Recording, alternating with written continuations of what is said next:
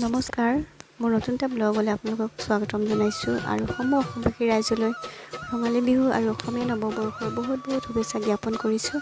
আজি আমি আহি আছোঁ শিৱসাগৰ ৰংঘৰ, এক বুৰঞ্জী প্ৰসিদ্ধ ঠাই।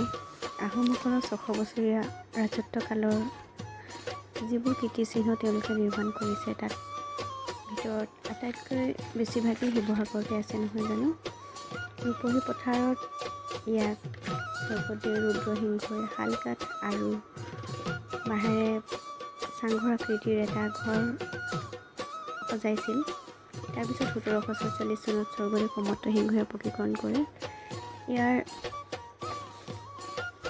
মাটিমাহ, হাঁহ কণী, বৰা চাউল, শিলিখা, খোলা পানী, বেলৰ আঠা, শামুক, চূণ আদি মিশ্ৰণ প্ৰস্তুত কৰি চিমেণ্ট তৈয়াৰ কৰি সেই চিমেণ্টেৰে নিৰ্মাণ কৰিছিল। আহোম ৰজা আৰু ডা ডাঙৰীয়াসকলে পথাৰত হোৱা নানা ধৰণৰ খেল ধেমালি আৰু বিনোদনমূলক যিবোৰ কাৰ্যসূচী, সেইবোৰ তেওঁলোকে এই ৰংঘৰত বহিয়ে উপভোগ কৰিছিল। ইয়াক এছিয়াৰ ফাৰ্ষ্ট স্পৰ্ট পেভিলিয়ন বুলি কোৱা হয়। এয়া আমি ৰংঘৰ বাকৰিত আহি উপস্থিত হ'লোহি। আপোনালোককো দেখাই আছোঁ, চাই থাকিব। ভিডিঅ'টো ভাল পালে লাইক, কমেণ্ট, শ্বেয়াৰ আৰু ছাবস্ক্ৰাইব কৰি দিব। ধন্যবাদ।